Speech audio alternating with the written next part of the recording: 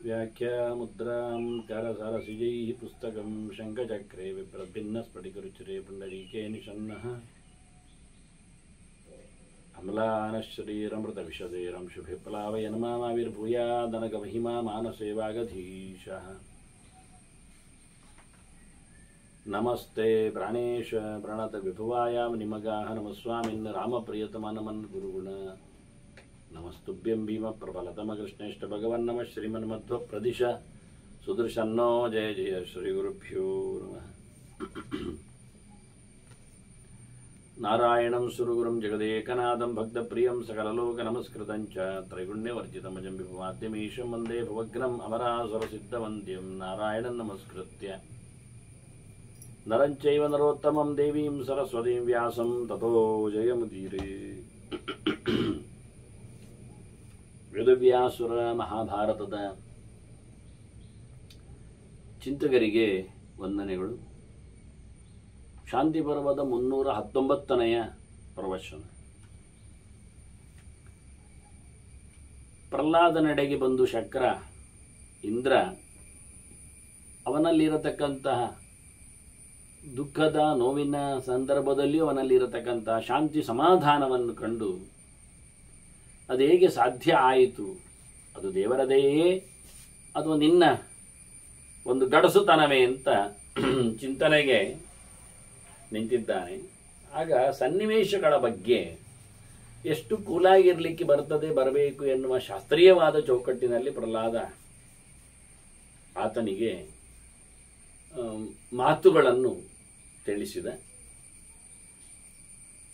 ಮತ್ತು ಒಂದು ಮಾತು ಹೇಳುತ್ತಾನೆ ಕೊನೆಗೆ ಪ್ರಹ್ಲಾದ, ನನಗೆ ಯಾವುದರ ಅಪೇಕ್ಷೆಯೂ ಇಲ್ಲ ಅಂತ. ನೋರ್ಧ್ವಂ ನತಿರ್ಯಕ್, ನಾನು ಮೇಲಿನ ಲೋಕಗಳ ಇಷ್ಟದಲ್ಲಿಯೂ ಇಲ್ಲ, ನಂದು ಮೇಲ್ಮಟ್ಟದ ಆಸೆ ಇಲ್ಲ. ನೋರ್ಧ್ವಂ ನಾರ್ವಾಕ್, ನನ್ನ ಕೆಳಗಿನ ಮಟ್ಟದ ಯೋಚನೆಗಳು ಇಲ್ಲ. ನಾನು ಕೆಳಲೋಕದಲ್ಲಿನ ಸೊತ್ತುಗಳ ಬಗ್ಗೆ ಅಪೇಕ್ಷೆ ಮಾಡುವುದಿಲ್ಲ. ನತಿರ್ಯಕ್, ನಾನು ಅತ್ತಿತ್ತ ಸುತ್ತಮುತ್ತಲಿನ ಪ್ರದೇಶಗಳ ಬಗ್ಗೆಯೂ ವಿಷಯಗಳ ಬಗ್ಗೆಯೂ ನಾನು ಇಷ್ಟಪಡುವುದಿಲ್ಲ ಅಂತ. ಅವನ ಮೇಲೆ ಕೆಳಗೆ ಸುತ್ತಮುತ್ತ ಅಂತ ಹೇಳುವಲ್ಲಿ ಏನು ಸಂಗತಿಗಳಿವೆ ಅಂತ ಹೇಳಲಿಕ್ಕೆ ಆಗಲಿಲ್ಲ ಅವನಿಗೆ. ಅವನು ಹೇಳಲಿಲ್ಲ, ಇದು ಸೂಕ್ಷ್ಮವಾದದ್ದು. ನೋರ್ಧ್ವಂ ನಾರ್ವಾ ನತಿರ್ಯಚ್ಚ ನ ಕ್ವಚಿ ಶಕ್ರಕಾಮೆ ಅಂತಾರೆ. ನಾನು ಎಲ್ಲಿಯೂ ಏನನ್ನು ಬಯಸುವುದಿಲ್ಲ, ಆಯ್ತಾ. ಮೇಲೇನು ಕೆಳಗೇನು ಸುತ್ತಮುತ್ತಲೇನು ಅಂತ. ಇಲ್ಲಿ ಸುತ್ತಮುತ್ತಲನ್ನು ಹೋಗಿ ಪರಿತಃ ಶಬ್ದ ಆಗಲಿಲ್ಲ, ತಿರಿಯಕ್ಕಂದ ಅಡ್ಡಕ್ಕೆ ಅಂದ.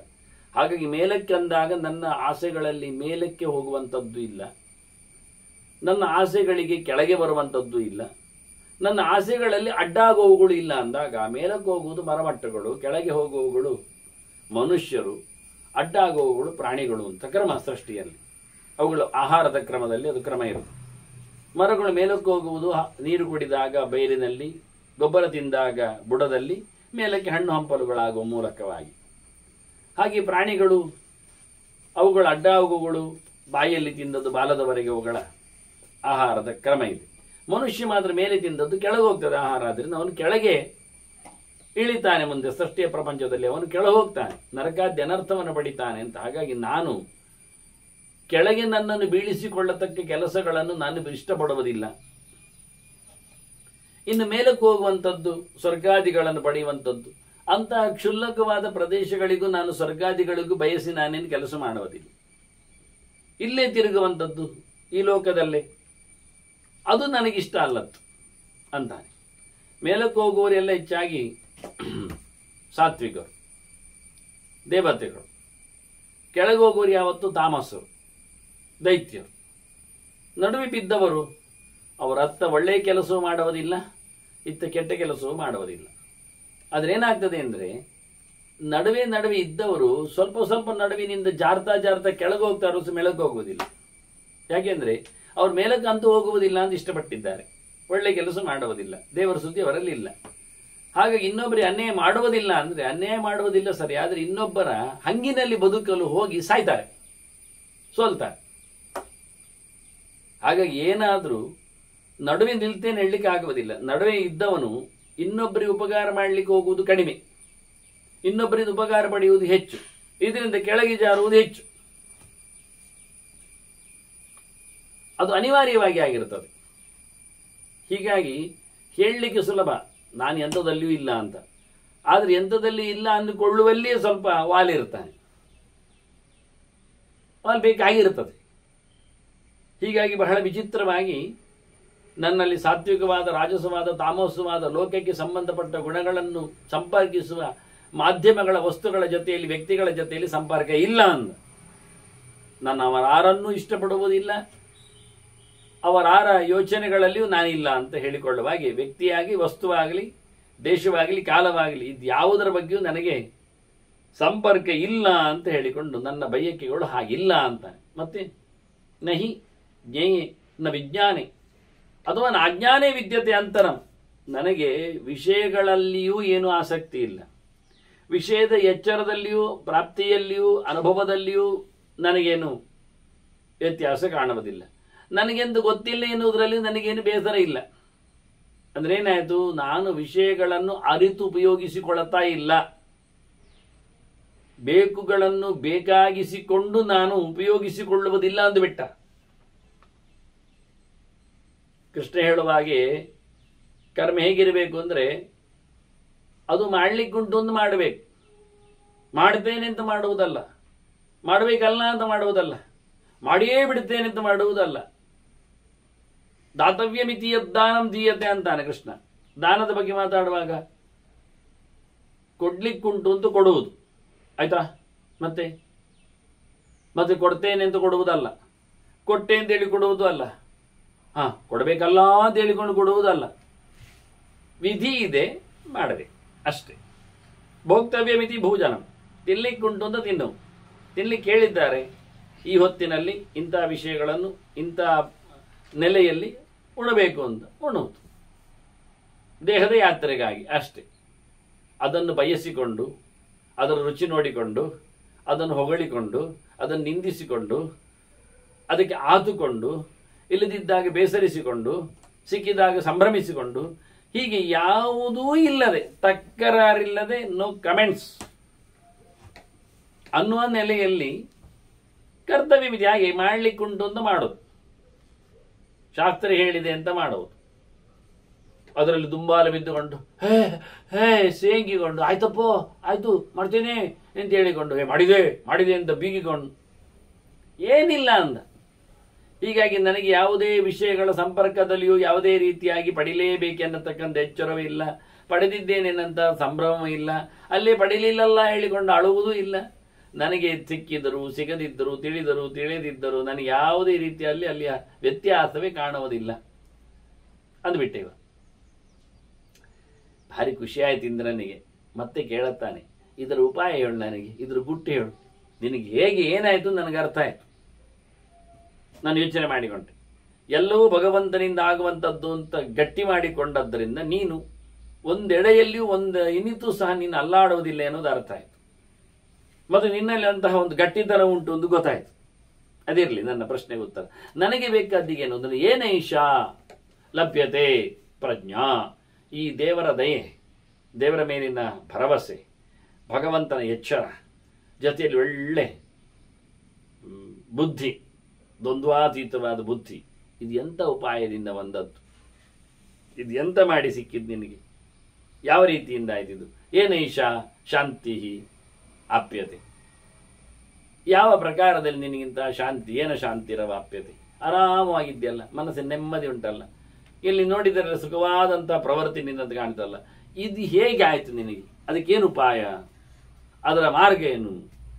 ಅದನ್ನು ನಡೆಸತಕ್ಕಂಥ ಕತೆ ಹೇಗೆ ಅಂತ ಕೇಳಿದ. ಅದಕ್ಕೆ ಪ್ರಹ್ಲಾದ ಬಹಳ ಚಂದವಾದ ಒಂದು ಗುಟ್ಟು ಹೇಳುತ್ತೆ. ಸಾರ್ವಕಾಲಿಕವಾದಂತಹ ಒಂದು ಉಪದೇಶ ನಡೆಸಬೇಕಾದ್ದು. ಮೊದಲು ಹೇಳ್ತಾನೆ, ನೀನು ಪ್ರಾಮಾಣಿಕನಾಗ್ತೀಯಾ ಅಂತಾನೆ. ನಾವು ಸೋಲುವುದೇ ಅಲ್ಲಿ, ಅಪ್ರಾಮಾಣಿಕರಾಗ್ತೀವಿ ನಾವು. ಶಾಸ್ತ್ರ ಹೇಳುವುದೊಂದು, ಮಾಡುವುದೊಂದು, ಎಲ್ಲದರಲ್ಲಿ, ಅದು ಊಟದಲ್ಲಿರಲಿ, ನಿದ್ದೆಯಲ್ಲಿರಲಿ, ಎಚ್ಚರದಲ್ಲಿರಲಿ, ಕೆಲಸದಲ್ಲಿರಲಿ, ಓದಿನಲ್ಲಿರಲಿ, ಯಾವುದೇ ಸಂಗತಿಯಲ್ಲಿ ನಮ್ಮದೇ ಆರ್ಜವ ಇಲ್ಲ, ಸ್ಟ್ರೈಟ್ ಫಾರ್ವರ್ಡ್ನೆಸ್ ಇಲ್ಲ, ಒಳಗೊಂದು ಹೊರಗೊಂದು. ಮೊದಲು ಹೇಳ್ತಾನವ, ನೀನು ಒಳ್ಳೆಯ ರೀತಿಯಲ್ಲಿ ಧರ್ಮವನ್ನು ಗೆಲ್ಲಬೇಕು ಅಂತಾದರೆ ನೀನು ಪ್ರಾಮಾಣಿಕನಾಗಿರಬೇಕು ಪ್ರತಿ ವಿಷಯದಲ್ಲಿ. ನಮಗೆ ಯಾಕೆ ಅವರು ಒಂದೊಮ್ಮೆ ಈ ದೇವರು ಈ ದೇಹವನ್ನು ಯಾಕೆ ಕೊಟ್ಟ? ಪ್ರಾಮಾಣಿಕತೆ. ಲೋಕವನ್ನು ಅನುಭವಿಸಲು ನಗಾಡ್ತಾನೆ. ಲೋಕವನ್ನು ಅನುಭವಿಸುವುದು ನಾಯಿ ಅನುಭವಿಸುವುದಿಲ್ಲ. ಅದು ಹೇಲ್ ತಿಂದು ಪಾಯಸ ನೆಕ್ಕಿದೆ ಅಂತ ಹೇಳಿಕೊಳ್ಳುವಷ್ಟು ಸಂಭ್ರಮಿಸ್ತದೆ. ಅದಕ್ಕೇನು ಗೊತ್ತು, ಅದೇನಾಗಬೇಕು, ಅದಕ್ಕದುವೇ ರುಚಿ. ಇನ್ನೇನು ಹೇಳುವ? ಚಾವಡಿಯಲ್ಲಿ ಕೂತ ಅಜ್ಜನಿಗೂ ಏನಿಲ್ಲ ಯೋಚನೆಗಳು. ಅಷ್ಟೇನೆ ನಮ್ಮ ಬದುಕು, ನಮ್ಮ ಬಯಲು ಅಂದರೆ ಅಲ್ಲ ತಾನೆ. ಇಲ್ಲಿ ಬಂದಾಗ ಭಗವಂತನನ್ನು ಕಾಣಲು ಹೊರಡುವ ಒಂದು ಕೆಲಸ ಮಾಡಬೇಕೆನ್ನುವುದು ಸತ್ಯ ತಾನೆ.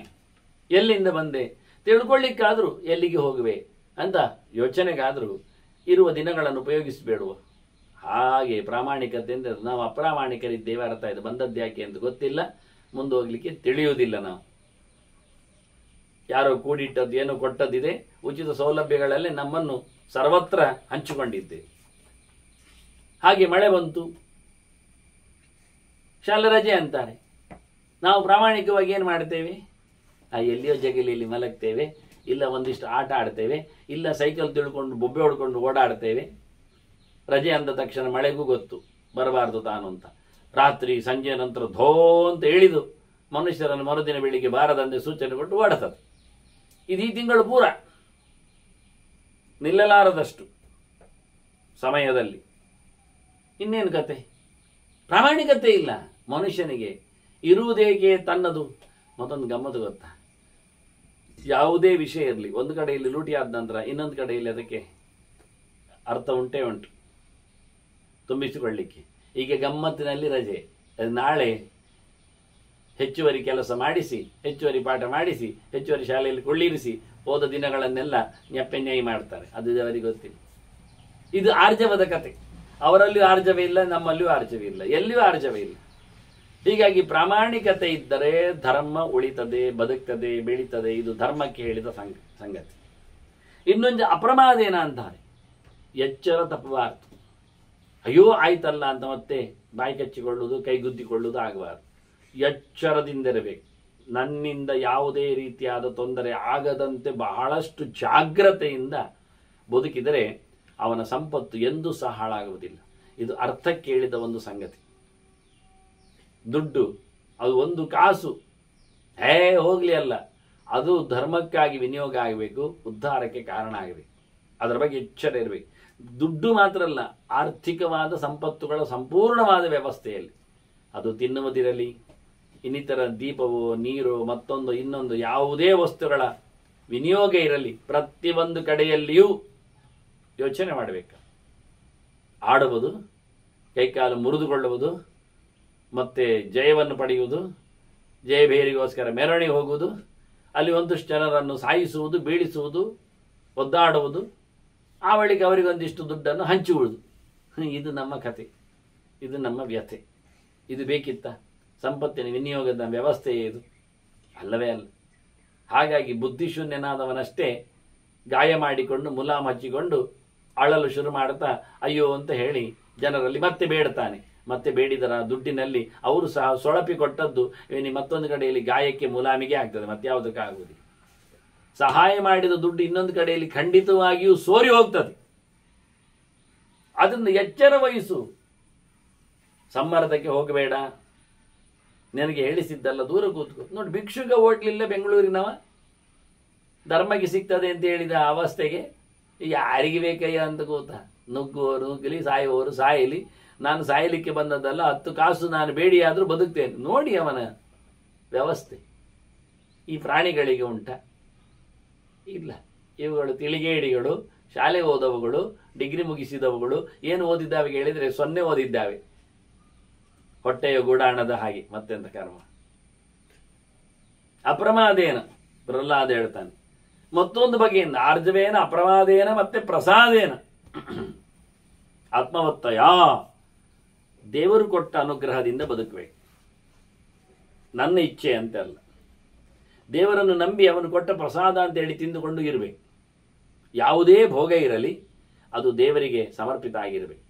ಆದ್ದರಿಂದಲೇ ಇಷ್ಟಂದತ್ತ ಮುತಂ ಜಪ್ತಂ ಪೂರ್ತಂ ಯಚ್ಚಾತ್ಮನ ಪ್ರಿಯಂ ದಾರಾನ್ ಸುತಾನ್ ಪ್ರಿಯಾನ್ ಪ್ರಾಣಯತ್ ಪರಸ್ಮೈ ನಿವೇದಯೇತ್ ಅಂತ ಹೇಳಿ ಮಡದಿ ಮಕ್ಕಳನ್ನು, ಮನೆ ಮಾರುಗಳನ್ನು, ಆಸ್ತಿ ಪಾಸ್ತಿಗಳನ್ನು, ದುಡ್ಡು ದುಮ್ಮಾನಗಳನ್ನು ಇಷ್ಟವಾದ್ದನ್ನು, ಬೇಡಿದ್ದನ್ನು, ಕೊಟ್ಟದ್ದನ್ನು, ಪಡೆದದ್ದನ್ನು ಎಲ್ಲವನ್ನು ಸಹ ದೇವರಿಗೆ ಸಮರ್ಪಿಸು ಅಂತ ಹೇಳಿಕೊಂಡ್ರು. ಆಗ ನೀನು ಬದುಕ್ತೀಯ ಅಂತ. ಅದನ್ನ ಪ್ರಸಾದೇನ ಆತ್ಮವತ್ತಯ, ದೇವರಿಗೆ ಕೊಟ್ಟದ್ದರ ಒಂದು ಬುದ್ಧಿಮಂತಿಕೆಯಿಂದ, ಅವನು ನೀಡಿದ ವಿಶೇಷವಾದ ಸವಲತ್ತಿನಿಂದ, ಅನುಗ್ರಹದಿಂದ ಪ್ರಸಾದೇ ಸರ್ವ ದುಃಖ ನಾನಿರಸ್ಯೋಪಜಾಯತೆ ಅಂತೇಳಿ ದೇವರ ಒಂದು ವರ ಪ್ರಸಾದ ಅದು ನಮಗೆ ಸಿಕ್ಕಿತು ಅಂದರೆ ಬಹಳ ಅದ್ದೂರಿಯಾಗಿ ಬದುಕಲಿಕ್ಕೆ ಆಗ್ತದೆ. ಇದು ಬಯಕೆಗಳ ಬೆನ್ನ ಹಿಂದೆ ಹೋದವನಿಗೆ ಹೇಳಿದ ದೊಡ್ಡ ಗುಟ್ಟು. ಏನನ್ನಾದರೂ ಬೇಡು, ಆದರೆ ದೇವರ ದಯೆಯನ್ನು ಮೊದಲು ಕೇಳು.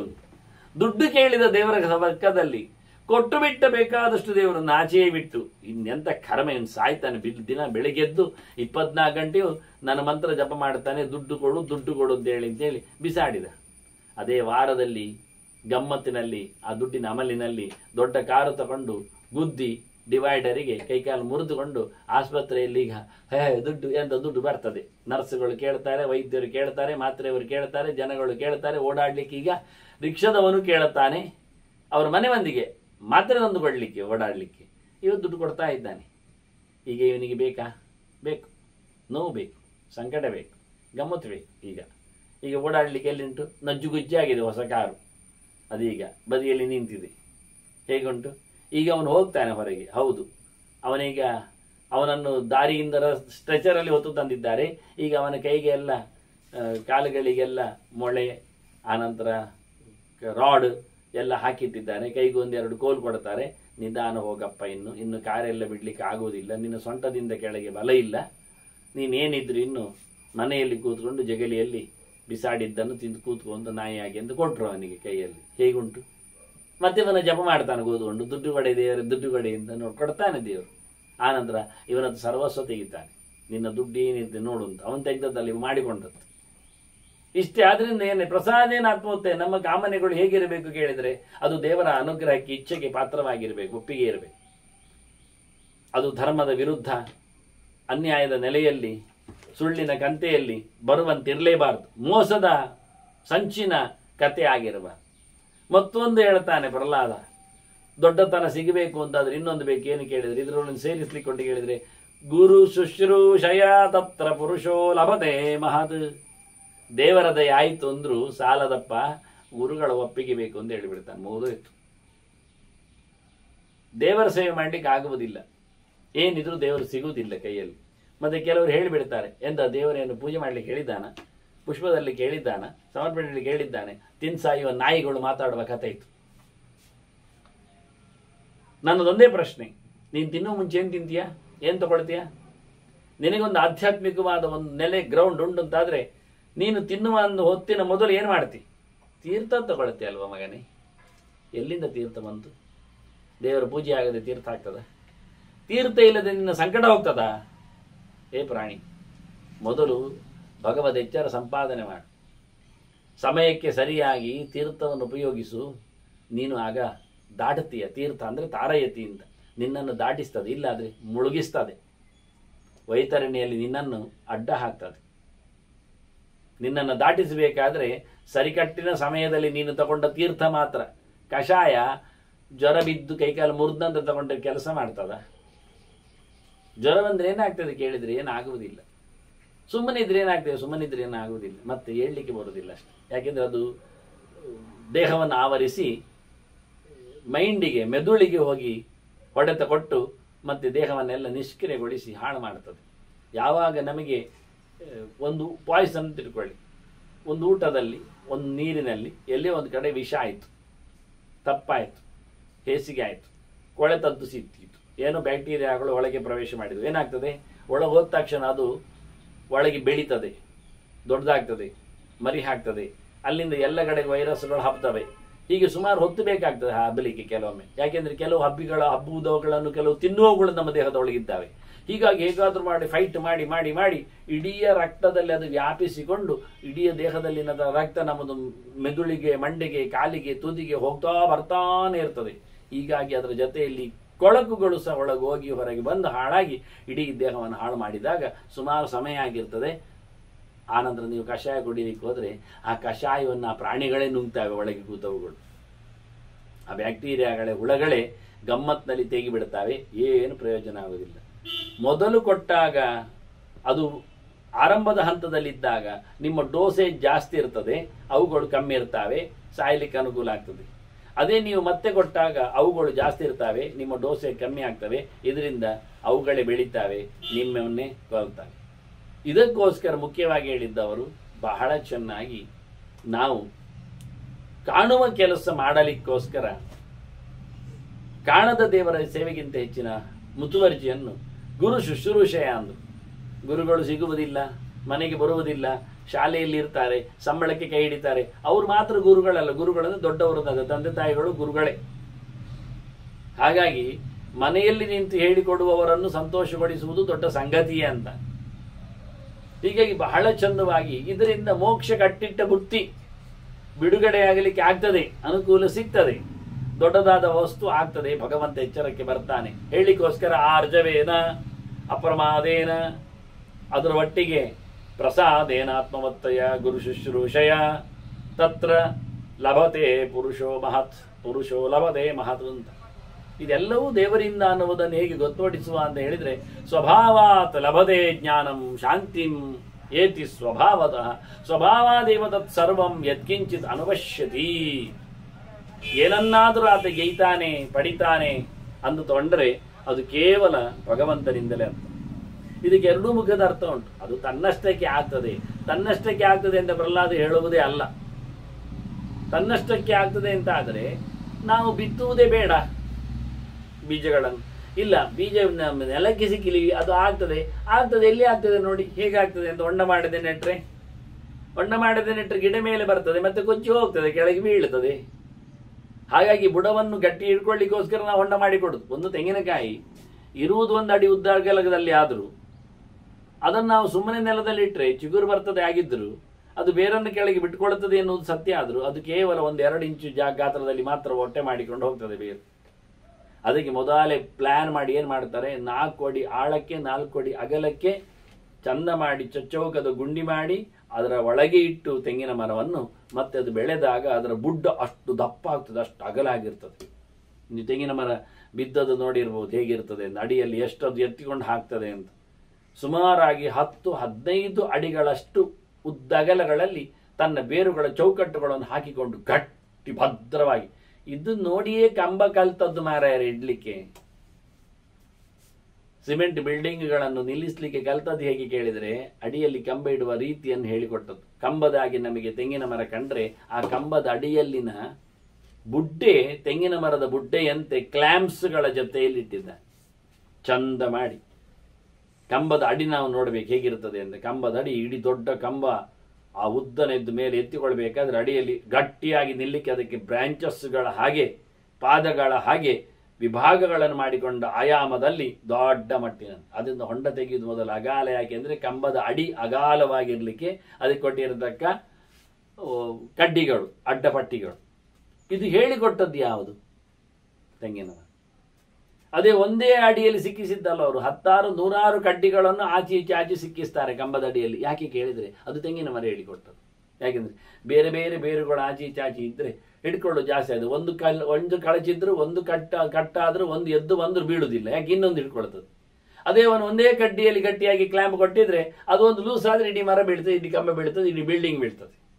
ನೋಡಿ ಮರ ಎಷ್ಟು ಮಾತಾಡಿ ಹೇಳಿಕೊಡ್ತದೆ. ಹೇಗೆ ಅದು ತನ್ನತನವನ್ನು ಎಷ್ಟು ಜನ ಸುತ್ತಲೂ ತನ್ನ ಬ್ರಾಂಚಸ್ಗಳನ್ನು, ರೂಟ್ಸ್ಗಳನ್ನು ಕಳುಹಿಸಿಬಿಟ್ಟು ಬಹಳ ಅದ್ದೂರಿಯಾಗಿ ಮೇಲೆ ನಿಂತ ಗೆಲ್ಲುಗಳು ನೋಡಿ ಒಂದು ಸಮತೋಲನವನ್ನು ಕಾಪಾಡಿದೆ.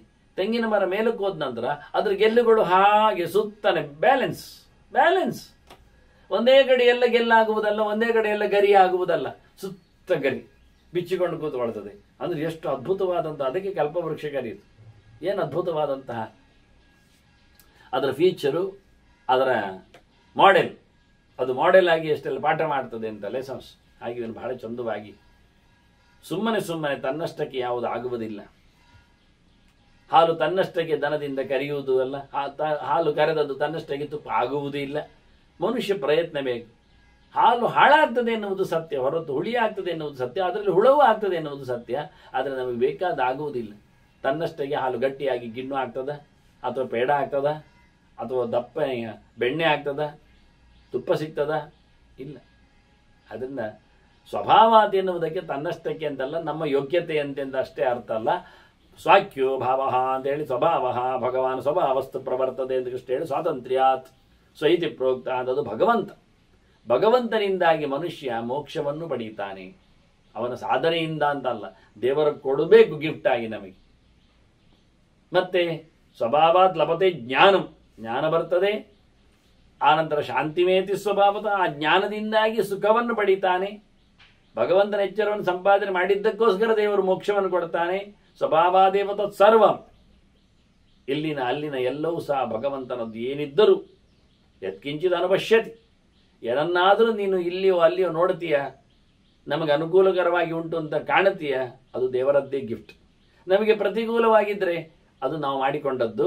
ಅಷ್ಟೇ ಅಲ್ಲದೆ ಅದು ವಿರೋಧಿಗಳ ಪಿತೂರಿ, ಹಾಳು ಮಾಡುವಂಥದ್ದೆಲ್ಲ ರಕ್ಕಸರ ಧರ್ಮಗಳು. ಹಾಗಾಗಿ ಒಳ್ಳೆಯದೆಲ್ಲ ಭಗವಂತನ ಕ್ರಿಯೇಷನ್ಸ್ಗಳು. ಲೋಕದಲ್ಲಿ ಯಾವುದೇ ಭಗವಂತನ ಸೃಷ್ಟಿಯಲ್ಲಿ ಹಾಳು ಇರುವುದಿಲ್ಲ. ಮನುಷ್ಯ ಹಾಲು, ದನ ಕೊಡುವುದು ಹಾಲು, ಮನುಷ್ಯ ಕುಡಿಯುವುದು ಹಾಳು. ಅದಕ್ಕೊಂದಿಷ್ಟು ಕಪ್ಪು ಮಾಡಿ ಅದನ್ನಿಷ್ಟು ಸೇರಿಸಿಕೊಂಡು ಅದನ್ನು ಹಾಳು ಮಾಡಿ ಕುಡಿದು ಹಾಳಾಗ್ತಾ ಇದ್ದಾನೆ. ಹಾಲನ್ನು ಹಾಳು ಮಾಡಿ ಕುಡಿದದ್ರಿಂದ ಹಾಳಾದದ್ದೇ ಹೊರತು ಸಹಜವಾಗಿಯೇ ಪ್ರಕೃತಿ ಕೊಟ್ಟ ಹಾಲನ್ನು ಹಾಗೆಯೇ ಕುಡಿದಿದ್ರೆ ಅವನು ಖಂಡಿತವಾಗಿ ಹಾಳಾಗ್ತಿರಲಿಲ್ಲ. ಇನ್ನು ಶುರು ಮಾಡ್ತೇನೆ ಹೇಳಿದರೆ, ನಮ್ಮದು ಜೀನ್ಸುಗಳು ನೂರಾರು ವರ್ಷಗಳಿಂದ, ನೂರಾರು ತಲೆಮಾರುಗಳಿಂದ ಕೆಲವೊಮ್ಮೆ ಕಾಪಿ ಬಂದಂದಿನಿಂದ ನಮ್ಮ ತಲೆ ಹಾಳಾಗಿದೆ ಈ ಲೋಕಕ್ಕೆ. ಆವತ್ತೇ ಹಾಳು ಮಾಡಲಿಕ್ಕೆ ಶುರು ಮಾಡಿದ್ದೇವೆ. ಹಾಗಾಗಿ ಇವತ್ತು ಅದು ಮುಂದುವರಿದದ್ರಿಂದ ನಮ್ಮ ನೆತ್ತರಿನಲ್ಲೇ ಹಾಳುತನ ಸೇರಿಕೊಂಡಿದೆ. ಕಾಪಿ ವಾಸನೆ ಮಡುಗಟ್ಟಿದೆ. ಅದನ್ನು ಶುದ್ಧಗೊಳಿಸುವುದು ಬಹಳ ಕಷ್ಟ ಕಾಲದಲ್ಲಿ. ಇನ್ನೇನು ಪಂಚಗವ್ಯ ನಿರಂತರವಾಗಿ ಕುಡಿದು ಕುಡಿದು ಕುಡಿದು ಇಲ್ಲ, ಆಗುವುದಿಲ್ಲ ಅಂತಲ್ಲ, ಅದನ್ನು ತೆಗೆಯುವ ಕಾರ್ಯಕ್ರಮಕ್ಕೆ. ಆದರೆ ನಮ್ಮ ಪಂಚಗವ್ಯಕ್ಕೆ ಬೆಲೆ ಇಲ್ಲ. ಯಾಕೆಂದರೆ ಅದು ಶುದ್ಧವಾದ ದನದ್ದು ಅಲ್ಲ. ಕೆಲವೊಮ್ಮೆ ಅದು ಸೆಗಣಿಯೇ ಆಗಿರುವುದೂ ಇಲ್ಲ. ಇನ್ನು ನೋಡ್ಲಿಕ್ಕೆ ಹೋದ್ರೆ ಮತ್ತೆ ಗಟ್ಟಿಯಲ್ಲಿ ಮಾತಾಡಿದ್ರೆ ಅದು ದನವೇ ಅಲ್ಲ ಆಗಿರ್ತದೆ. ಅದನ್ನ ಅದಕ್ಕೆ ಹೇಳಿದ ಬಣ್ಣದ ದನದಿಂದ ಅದಕ್ಕೆ ಹೇಳುವ ರೀತಿಯಲ್ಲಿ ಸಂಪಾದನೆ ಮಾಡಿ ಅದಕ್ಕೆ ಹೇಳುವ ಮಂತ್ರದಿಂದ ಅದರ ಮೇಲಣಗೊಳಿಸಿ ಅದನ್ನು ಪ್ರಾಶನ ಮಾಡತಕ್ಕ ಯೋಗ್ಯತೆ ನಮ್ಮಲ್ಲಿ ಕಾಣ್ತಾ ಇಲ್ಲ. ಇನ್ನು ನಾನು ಹೇಳಿದೆ ಅಂತ ಕೆಲವರು ಪಂಚಗವ್ಯನ ಬೆಳಿಗ್ಗೆದ್ದು ಕುಡಿಲಿಕ್ಕೂ ಹೋಗ್ತಾರೆ. ಬೆಳಿಗ್ಗೆದ್ದು ಕುಡಿಯುವುದಲ್ಲ, ಬೆಳಿಗ್ಗೆದ್ದು ಸ್ನಾನ ಮಾಡಿ ಜಪ ಪೂಜೆ ಮಾಡುವುದು ಮುಖ್ಯ. ಅದು ಈ ಜನ್ಮದಲ್ಲಿ ಕಾಣುವುದಿಲ್ಲ, ಹೇಳುವುದರಲ್ಲಿ ಮಾತ್ರ ಬರ್ತದೆ. ಪುರುಸೋದಿಲ್ಲರಿ ನಮಗೆ ಅಂತ ಎಲ್ಲರೂ ಹೇಳಿ, ನೀವೊಮ್ಮೆ ಬೆಂಗಳೂರಿಗೆ ಬಂದು ನೋಡಿ ಹೇಗಾಗ್ತದೆ, ನಮ್ಮ ಊರಲ್ಲಿ ಕೂತ್ಕೊಳ್ಳಿ ಅಂತ ಹೇಳಿ ಹೋಗ್ತಾರೆ. ನಾನು ಹೇಳಿದ್ನ ಬೆಂಗಳೂರು ನೀವು ಕೂತ್ಕೊಳ್ಳಿ ಹೇಳಲಿಕ್ಕೆ. ಹಿಂದಿನವರೆಲ್ಲ ನೋಡಿಕೊಂಡು ಬಂದಿರಲಿಲ್ವ? ಹುಟ್ಟಿಸಿದ್ದು ಎಲ್ಲಿದ್ದರೂ ಸಹ ಎಲ್ಲಿ ಬದುಕಲಿಕ್ಕಾಗತ್ತೆ ಅಲ್ಲಿ ಅರಸಿಕೊಂಡು ಹೋದವರು ಹೆಚ್ಚು ಜನ ಅಲ್ವಾ? ಬಿರಲಿ ವಿಷಯ ಬಿಡಿ, ಅದು ಜನನಿ ಜನ್ಮಭೂಮಿಶ್ಚ, ಅದು ರಾಮಾಯಣದ ಗೆರೆ, ರಾಮನಿಗೆ ಮಾತ್ರ ಅಂತ ಹೇಳಿ ದೂಡುವವರು ಹೆಚ್ಚು. ವಸುದೈವ ಕುಟುಂಬಕಂ ಅಂತ ಹೇಳ್ತಾ ಇಡೀ ಲೋಕವೇ ನಮ್ಮದು ಅಂತ ಹೇಳಿ ಓಡಾಡುವವರೇ ಜಾಸ್ತಿ ಜನ. ಹೋಗ್ಕೊಳ್ಳಿ, ಏನು ಮಾಡಲಿಕ್ಕೆ ಆಗ್ತದೆ ಅಂತಹ ಸಂದರ್ಭಗಳಲ್ಲಿ. ಅದನ್ನು ಬಹಳ ಚಂದವಾಗಿ ಹೇಳ್ತಾನೆ, ಭಗವಂತನ ದಯೆಯೇ ಎಲ್ಲಕ್ಕೂ ಕಾರಣ, ಎಲ್ಲವನ್ನು ಹಾಗೆ ನೋಡ್ಲಿಕ್ಕೆ ಬರುತ್ತೆ ಅಂತ. ನೈವಾಂತರಂ ವಿಜಾನಾತಿ ಶ್ರುತ್ವ ಗುರುಮುಖ ತತಃ. ಗುರುಗಳು ಹೇಳಿದ ಪಾಲಿಸಿ, ಅವರ ಮಾತಿನ ಓಘ, ಅದನ್ನು ಕೇಳಿದವ ಯಾವತ್ತೂ ಸಹ ವಿರೋಧವನ್ನು ಮಾಡುವುದಿಲ್ಲ, ಎಲ್ಲಿಯೂ ಭೇದವನ್ನು ಎಣಿಸುವುದಿಲ್ಲ, ತಪ್ಪರ್ಥವನ್ನು ನಡೆಸುವುದಿಲ್ಲ, ಒಂದು ಹೇಳಿದ್ದು ಇನ್ನೊಂದು ಮಾಡುವುದಿಲ್ಲ, ಒಂದಕ್ಕೊಂದೇ ಎರಡಕ್ಕೆರಡೇ. ಹಾಗಾಗಿ ವ್ಯತ್ಯಾಸ ಕಾಣುವುದಿಲ್ಲ. ವಾಕ್ಯಂ ವಾಕ್ಯಾರ್ಥ ವಿಜ್ಞಾನ ಆಲೋಕ್ಯ ಮನಸಾಯತಿ. ಒಳ್ಳೆ ರೀತಿಯಾದ ನಿಗ್ರಹವುಳ್ಳವ, ಎಲ್ಲವನ್ನು ಸಮರ್ಪಿಸಿಕೊಳ್ಳುವವ, ಅವನು ಮಾತನ್ನು ಕೇಳಿದವ, ಮಾತಿನ ಅರಿವನ್ನು ಮಾಡಿಕೊಂಡವ, ಅರ್ಥವನ್ನು ಅರಿತವ, ಚೆನ್ನಾಗಿ ಕೆಲಸ ಮಾಡ್ತಾನೆ, ಅದನ್ನು ಮನಸಾರೆ ಮೆಚ್ಚಿರುತ್ತಾನೆ. ಹೀಗಾಗಿ ಯಾವತ್ತೂ ಸಹ ಎಲ್ಲಿಯೂ ಸಹ ಅಭಿಪ್ರಾಯ ಭೇದವನ್ನಾತ ಮಾಡಿಕೊಳ್ಳುವುದಿಲ್ಲ. ವಿವೇಕ ಪ್ರತ್ಯಯಾಪನ್ನಂ ಆತ್ಮಾನಂ ಅನುಪಶ್ಯತಿ. ತನ್ನ ಬುದ್ಧಿಯಿಂದ, ನಿಶ್ಚಿತವಾದ ಬುದ್ಧಿಯಿಂದ, ಅದರ ಮೇಲಿನ ವಿಶ್ವಾಸದಿಂದ ಸಹಜವಾಗಿಯೇ ಭಗವಂತನನ್ನು ಚೆನ್ನಾಗಿ ಗಮನಿಸ್ತಾನೆ. ತಾನು ಭಗವಂತನ ಬಿಂಬ ಎನ್ನುವುದನ್ನು ಅರ್ಥ ಮಾಡಿಕೊಳ್ಳುತ್ತಾನೆ. ವಿರಜ್ಯತಿ ತಥೋ ಭೀತ್ಯ.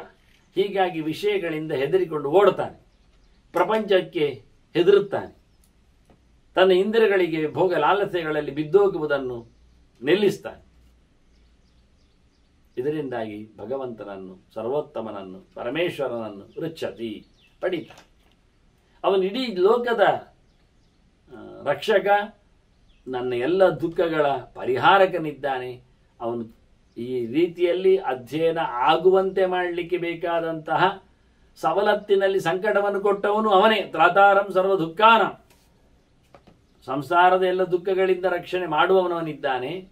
ಅದಕ್ಕೋಸ್ಕರ ತತ್ ಸುಖಾನ್ವೇಷಣಂ ತತಃ, ಆ ರೀತಿಯಾದ ಪರಮೋಚ್ಚವಾದ ಸುಖವನ್ನು ಕೊಡುವ ಭಗವಂತನನ್ನು ಅರಸುವುದೇ ಒಂದು ಗುರುಗಳ ಮಾರ್ಗದರ್ಶನದಿಂದ ಎನ್ನುವುದನ್ನು ಚಿಂತನೆಗೆ ತಂದು ಈ ರೀತಿಯಾಗಿ ತತ್ವದರ್ಶನಕ್ಕಾಗಿ ಆತ ಒಳ್ಳೆಯ ರೀತಿಯಿಂದ ಸುಖವನ್ನು ಪಡೆಯಲು ಸುಖ ಗುರುಗಳ ಭಗವಂತನ ರಸಾಟದಲ್ಲಿ ಇರ್ತಾನೆ. ಕರೋತಿ, ಅದಕ್ಕಾಗಿ ಸದ್ಭಿಹಿ ಸಂಸರ್ಗಂ ಕರೋತಿ, ಸಜ್ಜನರ ಸಹವಾಸ ಮಾಡ್ತಾನೆ. ಗುರುಗಳು ಕೊಟ್ಟದ್ದನ್ನು ಉಪಯೋಗಿಸಿಕೊಳ್ಳುವಲ್ಲಿ ಬದುಕಲ್ಲಿ ಎಲ್ಲ ಸಜ್ಜನಿಕೆಯನ್ನು, ಎಲ್ಲ ಸಜ್ಜನರನ್ನು ಒಟ್ಟು ಮಾಡಿಕೊಂಡು ಅವರ ಜೊತೆಯಲ್ಲಿ ಅದರ ಚಿಂತನೆಯಿಂದ ಮುಂದುವರಿತಾನೆ. ಅಲಂ ಸಂತಹ ಸುಖಾಯವೇ, ನಿಜವಾಗಿ ಸಜ್ಜನರೇ ನಮಗೆ ಮಾರ್ಗದರ್ಶಕರು. ಅವರು ಸುಖವನ್ನು ಕರುಣಿಸುವಲ್ಲಿ ಸಮರ್ಥರು. ಉಳಿದವರ ಜೊತೆಯಲ್ಲಿ ಅವನು ಸರ್ವಜ್ಞ ಹೇಳಿದಾಗೆ ದುರ್ಜನರ ಸಂಘವದು ಹೇಗೆ ಉಂಟು ಕೇಳಿದರೆ ಅದು ಕೊಚ್ಚೆಯ ನೀರಿನ ಜೊತೆಯಲ್ಲಿ ಗುದ್ದಾಡಿಕೊಂಡಂತೆ ಅಂತ. ಗಲೀಜು ಗಟಾರದ ನೀರಿನ ಜೊತೆಯಲ್ಲಿ ನಾವು ಕೈಕಾಲಲ್ಲಾಡಿಸಿ ಆಟ ಆಗ್ತೇವೆ ಅಂದರೆ ಹೇಗಾಗ್ತದೆ? ರೋಗಗಳು ಬರ್ತದೆ, ನಾವು ಹಾಳಾಗ್ತೇವೆ. ಅದೇ ಸಜ್ಜನರ ಸಂಘ ಹೇಗಿರ್ತದೆ ಹೇಳಿದರೆ ಅದು ಜೇನುತುಪ್ಪದೊಡನೆ ಆಡಿದಾಗೆ ಅಂತಾರೆ. ಸಜ್ಜನರ ಸಂಘವೆದು ಸವಿಜೇನು, ಹೆಜ್ಜೇನು ಸವಿದಂತೆ ಅಂತ. ಒಳ್ಳೆಯದಾದ ಜೇನುತುಪ್ಪ ಕುಡಿದಾಗೆ ಖುಷಿ ಆಗ್ತದೆ. ದುರ್ಜನರ ಸಂಘ ಬಚ್ಚಲ ಕೊಚ್ಚೆಯ ಜೊತೆಯಲ್ಲಿ ಆಡಿದ ಕಥೆ ಆಗಿರುತ್ತದೆ ಅಂತಾನೆ. ಹಾಗಾಗಿ ಪರಮ ಸುಖವನ್ನು ಕೊಡುವಲ್ಲಿ ಸಜ್ಜನರು ನಮಗೆ ಒಳ್ಳೆಯ ಪಾತ್ರಧಾರಿಗಳು. ಅವರ ಜೊತೆಯಲ್ಲಿ ನಮ್ಮ ಸಾಧನೆ ಎನ್ನುವುದು ದೊಡ್ಡ ಸಂಗತಿ ಆಗಿರುತ್ತದೆ. ಸತಾಂ ಸಕಾಶಾದ ಅಜ್ಞಾಯ ಮಾರ್ಗಂ ಲಕ್ಷಣವತ್ತಯ, ಒಳ್ಳೆ ಬುದ್ಧಿಗೆ ಚುರುಕಾಗಿ ಸಜ್ಜನರು ಹೇಳಿದ ಮಾರ್ಗವನ್ನು ತೋರಿಸಿಕೊಡಬೇಕು, ಅದರ ನಡೀಲಿಕ್ಕೆ ಬರ್ತದೆ. ಹೀಗೆ ಅದನ್ನು ನಡೆಸುತ್ತಾ ಮತ್ತೆ ಎಲ್ಲರನ್ನು ತೊರೆದು ಬದುಕಬೇಕು. ಮತ್ತೆ ಅವರನ್ನೇ ನಂಬಿಕೊಂಡು ಅವರ ಸೇವೆ ಮಾಡ್ತಾ ಅವರ ಸುತ್ತ ಕೂತ್ಕೊಂಡು ಅವರದ್ದೇ ಒಂದು ಟ್ರೂಪ್ ಮಾಡಿಕೊಂಡು ಯಾವತ್ತು ನೋಡಿದ್ರು ಒಂದು ತಂಡ, ಭಜನೆ ತಂಡ, ಬಜಿಲು ತಂಡ ಎಲ್ಲ ಇದ್ದಾಗಿ ಮಾಡಿಕೊಂಡು ಅದೆಲ್ಲ ಬೇಡ. ಸರ್ವಸಂಗ ವಿನಿರ್ಮುಕ್ತ ಪರಮಾತ್ಮನ ಮೃಚ್ಛತೆ. ಗುರುಗಳ ಸೇವೆ ಅಂತ ಹೇಳಿದ್ರೆ ಗುರು ಮನೆಯಲ್ಲಿ ಕೂತ್ಕೊಂಡು ಗುರುಗಳೇ ಅಂತ ಹೇಳಿ ಕೂತ್ಕೊಳ್ಳೋರು. ಗುರುಗಳು ಹೇಳಿದ ಹಾಗೆ ಕೆಲಸ ಮಾಡಿಕೊಂಡು ಮುಂದುವರಿಬೇಕಾದ. ಅವರು ತೋರಿಸಿಕೊಟ್ಟ ಭಗವಂತನ ಧ್ಯಾನಕ್ಕೆ ಆತ ಕೂತ್ಕೊಳ್ಬೇಕು. ಶ್ರೀ ಗುರುಭ್ಯೋ ನಮಃ, ಅಲ್ಲಿ ಮುಗಿಯಿತಷ್ಟೇ. ಹೇಳಿಕೊಟ್ಟವರನ್ನು ನಂಬಿಕೊಳ್ಳುವುದು, ಅವರ ಸೇವೆ ಮಾಡುವುದು, ಕೈ ಮುಗಿದು ಅವರ ನೆನಪಿಸಿಕೊಳ್ಳುವುದು, ಮತ್ತೆ ಅಲ್ಲಿಂದ ಚಕ್ಕನೆ ದೇವರ ನೆನಪಿಗೆ ಓಡಬೇಕು.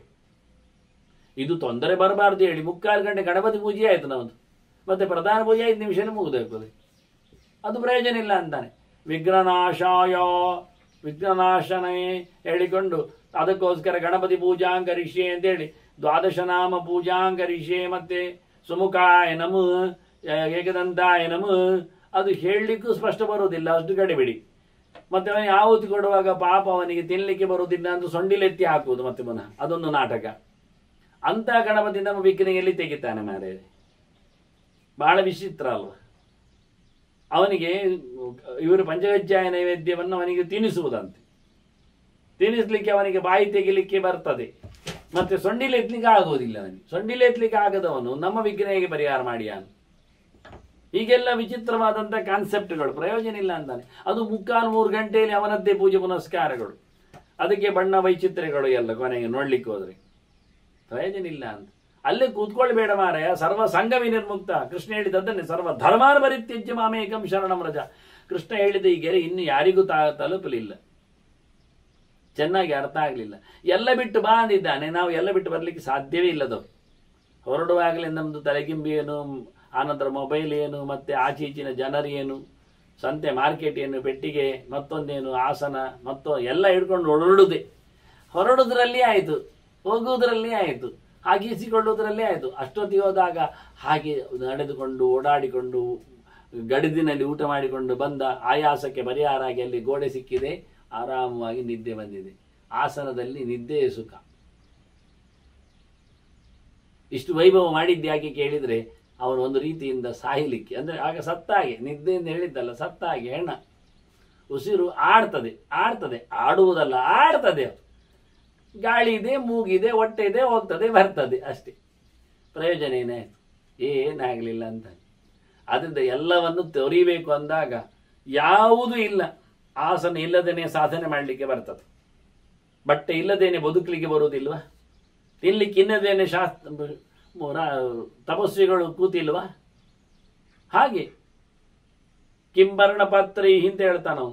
ಎಲೆಗಳು ದೊಣ್ಣೆಗಳು ಇದ್ದಾಗ ಪಾತ್ರೆ ಬಗಡಿಗಳಿಗೆ ಏನು ಅವಕಾಶ? ಕಿಂಗಶಿಬೋ ಅಂತಾನೆ. ಕೈಯೇ ಮಂಡೆ ಅಡಿಯಲ್ಲಿ ಇರ್ಲಿಕ್ಕೆ ಬಂದಾಗ ತಲೆಗಿಂಬ ಏತ ಕೈಯ ಸತ್ಯಂಜಲವು ಕಿಂ ಪುರುಭರಣ ಪಾತ್ರೆ ಅಂತಾನೆ. ಎಲೆಯ ದೊಣ್ಣೆ ಆದ್ರೂ ಯಾಕೆ ಮಾಡ್ಬೇಕು ಮಾರೇ? ನಾನು ಬೊಗಸೆಯಲ್ಲಿ ನೀರು ಕುಡಿತೇನೆ ಅಂದವ. ಬೊಗಸೆ ಇರುವಾಗ ಪಾತ್ರೆ ಏಕೆ, ಕೈ ಇರುವಾಗ ದಿಂಬು ಏಕೆ ಅಂತಾನೆ. ಹೀಗಿರುವಾಗ ನಮ್ಮ ಕತೆ ಅಂತ ಹೇಳುವ, ನಾವು ಎಲ್ಲವನ್ನು ಮಾಡಿಕೊಂಡು ಎಲ್ಲಕ್ಕೂ ಆಚೆಗೆ ಈಚೆಗೆ ಏಳ್ಲಿಕ್ಕೆ ಬೀಳ್ಲಿಕ್ಕೆ ಎಲ್ಲದಕ್ಕೂ ನಾವು ಸಾವಿರಾರು ಏಂಜಲ್ಸ್ಗಳನ್ನು ಕಟ್ಟಿಕೊಳ್ಳುತ್ತೇವೆ ಅಂದರೆ ನಮ್ಮ ಕತೆ ಏನಾಗಬೇಕು? ರೋಬೋಟ್ಗಳ ಜೊತೆಯಲ್ಲಿ ಬದುಕುವ ನಮಗೆ ಇನ್ನೇನು ಹೇಳಲಿಕ್ಕೆ ಉಂಟು? ಅದು ರೋಬೋಟ್, ಮನುಷ್ಯ ರೋಬೋಟ್ ಇಟ್ಕೊಳ್ಳೋದಿಲ್ಲ, ನಾಯಿ ರೋಬೋಟ್ ಇಟ್ಕೊಳ್ತಾನೆ. ನಾಯಿ ಮಗ ಯಾಕೆ? ಅವನಿಗೆ ಬೊಬ್ಬೆ ಹೊಡಿಲಿಕ್ಕೆ ನಾಯಿ ಬೇಕು ಪಕ್ಕದಲ್ಲಿ. ಮನುಷ್ಯರ ಸಹವಾಸವನ್ನೇ ಬಿಟ್ಟಿರ್ತಾನೆ, ಪ್ರಾಣಿಗಳ ಜೊತೆಯಲ್ಲಿ ಬದುಕ್ತಾನೆ. ದೇವರ ಆಟ ಎಲ್ಲಿ ಬರಬೇಕು ಅವನಿಗೆ ಹೇಳುತ್ತೆ. ವಿಶೇಚ್ಛಾಕೃತೋ ಧರ್ಮ ಸರಜಸ್ಕ ಭಯಾವಹ. ವಿಷಯದ ಇಚ್ಛೆಯ ಜೊತೆಯಲ್ಲಿ ನಾವು ಮಾಡಿಕೊಂಡ ಕಮಿಟ್ಮೆಂಟ್ ಉಂಟಲ್ಲ, ಆಚರಣೆ ಉಂಟಲ್ಲ, ಅದು ಕೆಟ್ಟದು, ಉದ್ಧಾರಕ ಅಲ್ಲ. ಅದು ಸಾತ್ವಿಕ ಅಲ್ಲ. ಅದು ರಾಜಸವಾದದ್ದು. ಮತ್ತೆ ಅದು ಉದ್ಧಾರಕ ಅಲ್ಲ, ಅದು ಭಯಜನಕ, ಹೆದರಿಕೆ ಹುಟ್ಟಿಸ್ತದೆ. ಅದರಿಂದ ಧರ್ಮಹಾನಿ ಮುವಾಪ್ನೋತಿ ಕ್ರಮಾತ್. ಅದರ ಮೇಲೆ ಹೆಜ್ಜೆ ಇಟ್ಟದ್ರಿಂದ, ಅಲ್ಲಿ ನಡೆದದ್ರಿಂದ ಒಂದು ಹೆಜ್ಜೆ ಇಟ್ಟರು ಆ ದಾರಿಯಲ್ಲಿ ಒಮ್ಮೆ ಹೋದರೂ ಅವನು ಧರ್ಮವನ್ನು ಹಾನಿಗೊಳಿಸಿದಂತೆ, ಘಾಸಿ ಮಾಡಿದಂತೆ. ಅದರಿಂದ ತೇನ ನರಹ ಪುನಃ, ಅದರಿಂದ ಮನುಷ್ಯ ಮತ್ತೆ ಹುಟ್ಟಿ ಬರಲಿಕ್ಕೆ ಉಂಟು, ಮತ್ತೆ ತಿರುಗಲಿಕ್ಕೆ ಉಂಟು, ಪ್ರಯೋಜನ ಇಲ್ಲ ಆಗ್ತದೆ. ಭಕ್ತಿಹೀನ ಭವತ್ಯೇವ ಪರಮಾತ್ಮನಿ ಚಾಪ್ಯುದ. ದೇವರ ಮೇಲೆ ಅವನಿಗೆ ವಿಶ್ವಾಸ ಕಳೆದು ಹೋಗ್ತದೆ, ಅವನು ಪ್ರೀತಿಯನ್ನು ಮಾಡುವುದಿಲ್ಲ, ಭಕ್ತಿಯಿಂದ ದೂರಕ್ಕೆ ನಿಲ್ತಾನೆ. ಉತ್ತಮವಾದ ಪರಮಾತ್ಮನ ಸಂಗತಿಯನ್ನು, ಎತ್ತರದ ಭಗವತ್ ತತ್ವವನ್ನು, ಆತ್ಮನಿಗಿಂತ ವಿಶಿಷ್ಟನಾದವನನ್ನು ಅರ್ಥ ಮಾಡಿಕೊಳ್ಳುವುದಿಲ್ಲ. ವಾಚಕೇವಾಪಿ ಚ ಸ್ಥಾನನ್ನ, ಹೇಳುವವನಿಗೂ ಮಾತಿಗೆ ಕಿವಿ ಕೊಡುವುದಿಲ್ಲ ಅವರು. ಉಪದೇಶಕನಿಗೂ ಇಲ್ಲಿ ವಸ್ತು ಇಲ್ಲ. ಈಗ ಗುರು ಆಗುವುದಿಲ್ಲ ಅವನಿಗೆ, ಅವನು ಸುಮ್ಮನೆ ಪಿರಿಪಿರಿ ಮಾಡುವ ಆಗ್ತಾನೆ, ಅದಕ್ಕೂ ಅವನು ಕಿವಿ ಕೊಡುವುದಿಲ್ಲ. ಅದರಿಂದ ಅಂತ್ಯೇವ ವಿಮೋಚಿತ, ಎಲ್ಲವನ್ನು ತೊರೆದು ಎಲ್ಲಿಯೂ ಹೊರಗೆ ಬಾರದೆ ಸಿಕ್ಕಿ ಹಾಕಿಕೊಂಡು ಭಗವಂತನನ್ನೇ ಹೊರಗಿಟ್ಟು ಎಲ್ಲವನ್ನು ಹಾಳು ಮಾಡಿಕೊಳ್ಳುತ್ತಾನೆ.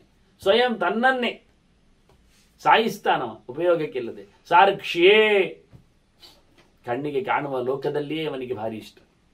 ಚಾಸ್ಯ ರತಿರ್ನಿತ್ಯಂ, ಪ್ರತಿನಿತ್ಯವೂ ಇಂದ್ರಿಯಕ್ಕೆ ಸಂಬಂಧಪಟ್ಟ ವಿಷಯಗಳಲ್ಲಿ ನೋಡುವುದು, ಕೇಳುವುದು, ತಿನ್ನುವುದು, ತಿರುಗುವುದು, ಇದರಲ್ಲೇ ಮುಗಿದೋಯ್ತು, ಮತ್ತೇನಿಲ್ಲ, ಮತ್ತೆ ಯಾವುದರಲ್ಲಿಲ್ಲ.